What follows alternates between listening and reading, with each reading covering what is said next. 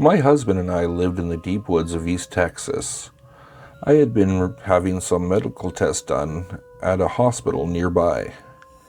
I went for testing 3 days in a row, always with the same routine. I parked in the same small parking lot, walked through the double doors leading to the first floor cardio testing area, turned right at the gift shop, and signed in at the desk. I always exchanged some casual conversation with the same young and very pleasant blonde receptionist. There was a small sitting area across from her desk with a door leading to the blood drawing lab right behind her cubicle. The door to the lab was always open, though, and the sight of the patient sitting in the exact type of chairs, even the same color, that I saw my late mother sit in for her chemo treatments was just too gut-wrenching. I even heard a patient in the lab comment on the new chairs, and the nurse replied that it's the hospital's oncology department that had donated them. I decided to sit across the hall anyway. Last Friday, my husband went back to the hospital with me to hear the test results. He had never been there before. Usual routine, we parked, walked in, turned past the gift shop, and there was no check-in area. I stood and stared in total shock.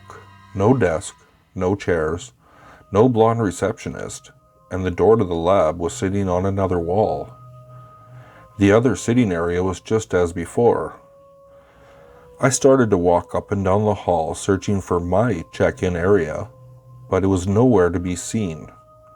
A doctor walked by, noticed my confusion, and asked what I was looking for. When I told him that the place I had checked in for my test was missing, he laughed and said that it had been moved to the second floor 3 years earlier because they needed more space.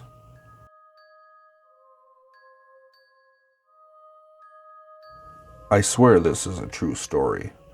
My husband was carting weed in the summer of 1994. He was outside Australia and drove past a for sale sign on a farm gate along with the agent's details. Our 12-year-old son was with him.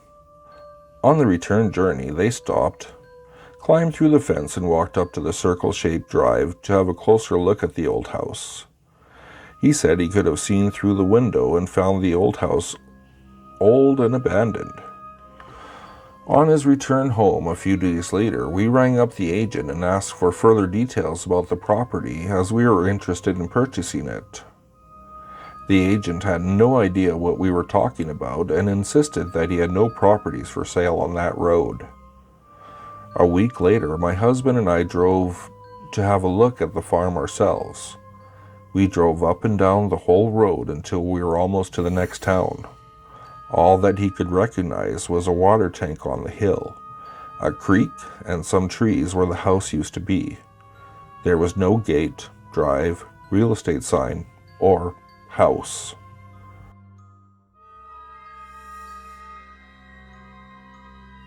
This happened when I was about 8. My friend and I were sitting in his yard while some kids rode their bicycles down a downhill driveway. A car came down the road and stopped at a house. A kid got out and ran inside, making noises the kids around his age make. Then a girl rode her bike down the driveway. A couple of minutes after this happened, the same car went down the road, stopped at the house, and the same kid got out of the car and ran inside screaming the exact things he had been saying. Then the girl went down the hill on her bike again. I looked over to my friend and he said he had no idea what just happened.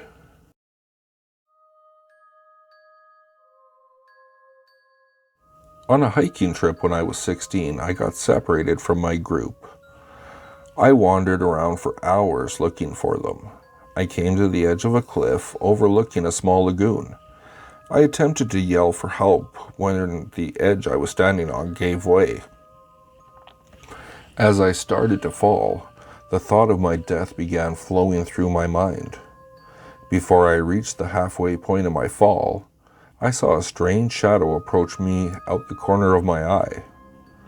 The form of a black-haired woman appeared from the shadow, dressed in what appeared to be animal hides. Her eyes were what I noticed most, though. One a silvery blue and the other a glowing green. She grabbed hold of me in her small but strong arms, and our fall began to seemingly slow. We landed softly, almost like a feather, next to the small lagoon. I asked her if she was an angel. She smiled at me and said no. All she told me was that this place belonged to her, then turned and walked into the shadows of the forest and disappeared. I shortly met up with my group and told them what had happened. They laughed at me and said no place like the lagoon was around here. When we went home, I returned the next weekend determined to find her. I retraced all my steps, but the lagoon and the cliff were gone.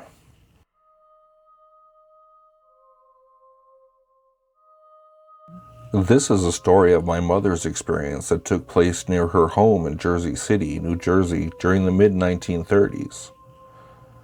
My great-grandfather Valentine was living in a boarding house a few blocks from his daughter, my grandmother Sarah. One day, Sarah got word that her father was not only about to be evicted, but was about to be committed to a mental institution. When she got to the boarding house, my great-grandfather was shaking and drooling. She looked at her dad and said, "Pop, do you want to come live with me?" Her dad inquired, "Do you have the room?" She replied, "We'll make room." So, my great-grandfather moved in with his daughter and her children. According to my mother, a few days after that incident, the boarding house and landlady disappeared. There had been no explosion. It was not torn down, not moved. It simply vanished, as if it had never existed.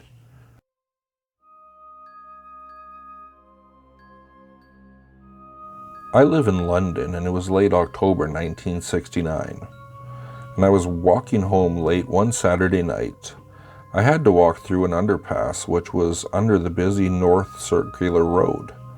It was cold and late, and I was surprised to see about 5 kids down there collecting pennies for the guy. Being as firework night, 5th November was soon.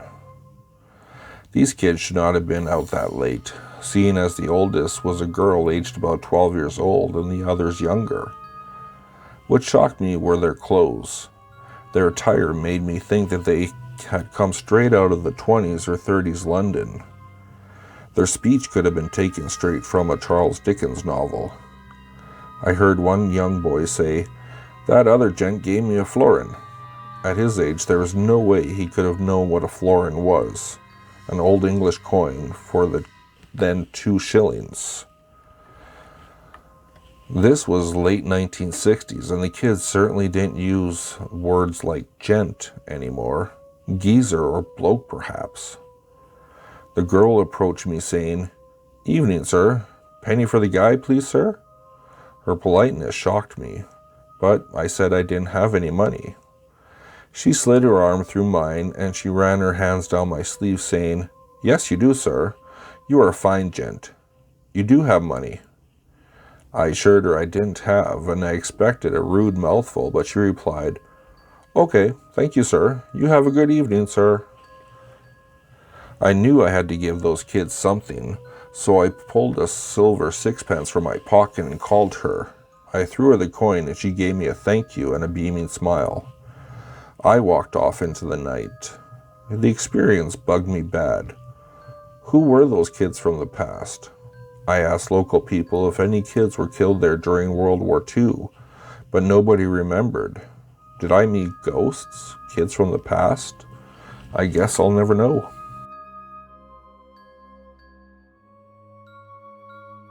This story takes place in Austintown, Ohio on Route 76 back in 1981.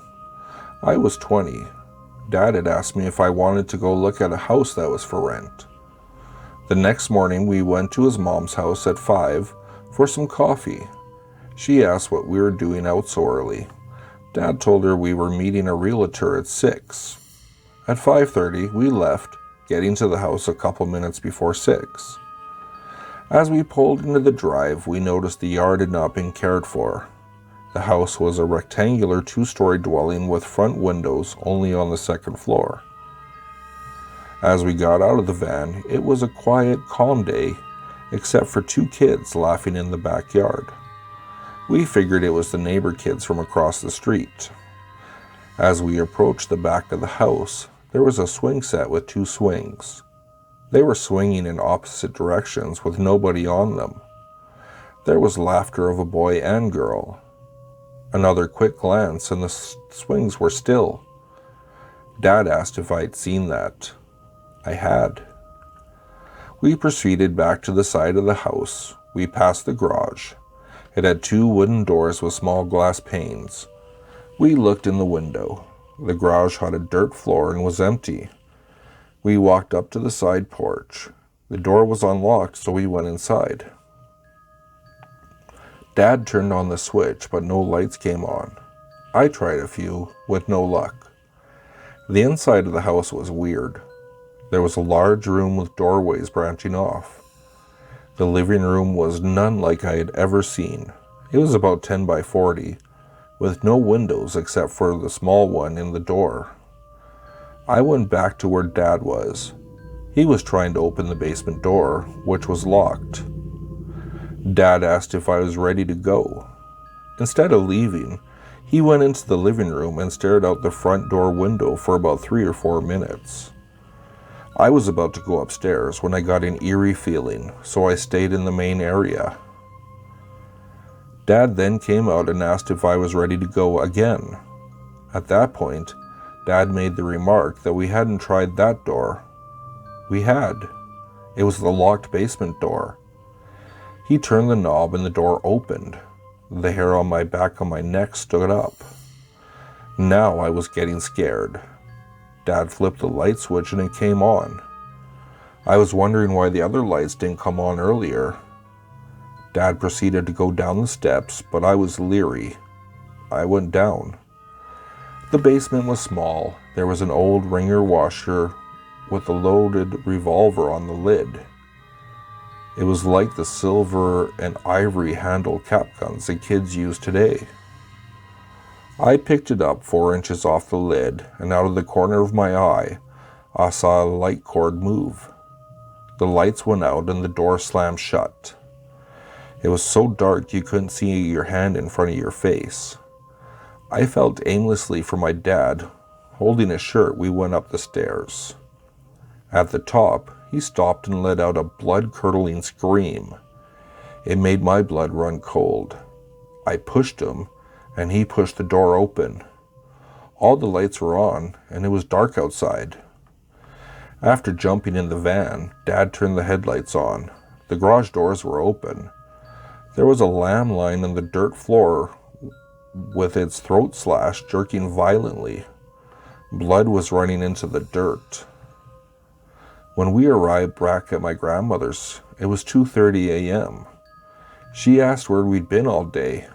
We had lost 21 hours in 5 minutes' time in the basement. Later, we drove past the house and all the doors were shut and lights were out. When I would ask Dad about what he had seen, he would cuddle in the corner and shake like a kid crying. To this day, I don't know what he saw, and I don't want to know.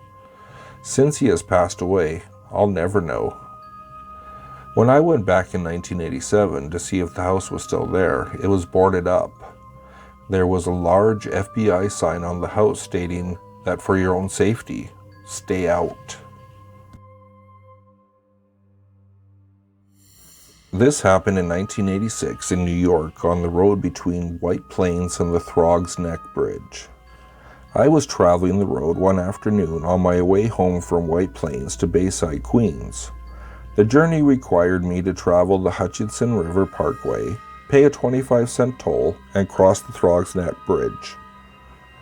The road before the entrance to the Hutchinson River Parkway was confusing. It was easy to miss the exit. I remember nervously looking at the 25 cents on the tray of my Volvo, wishing the toll would come sooner than it did, so I could be on my way. That is when I missed the exit. I traveled about half a mile beyond it, and then in a panic, I decided to back up on the highway and see if I could get to the exit after all. I backed up with oncoming traffic behind me. swerving the car to the shoulder to make the exit amid beeping and skidding, but I attained the exit with no damage.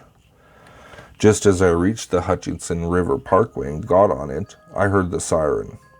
It was a highway patrol car coming after me. I figured he witnessed my crazy driving and was coming after me. As I pulled over, I looked in the rearview mirror. The policeman that was getting out of the patrol car was the scariest one I'd ever seen.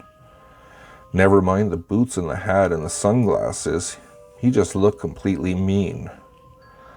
I looked down at my lap and said out loud, "Dear God, I'd rather be anywhere than here." I went into my pocketbook to get my license, and when I looked up, my car and I were sitting on the side of the entrance to the Throgs Neck Bridge, well beyond the Hutchinson River Parkway, which I hadn't driven yet. The 25-cent toll was still in the tray in my car. I had this funny feeling that I was frozen, and I did feel stiff, so I flexed my wrist, rubbed my eyes, and looked again. I was still on the entrance to the bridge, a good 20 miles beyond the Hutchinson River Parkway. In order for this to happen, my car and I would have had to been lifted in the air and placed back down 20 miles up the road. After sitting for about 20 minutes in shock, I put the car in gear and drove over the bridge. Just beyond the bridge was my neighborhood. I always wondered what the cop saw. Did he see me vanish? Did it just unhappen for him? Well, I'll never know.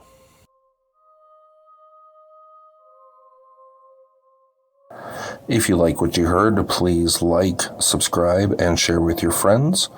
If you'd like to, you can follow me at Twitter. The handle is @FuzzyPantaloons, and I'll see you all next time.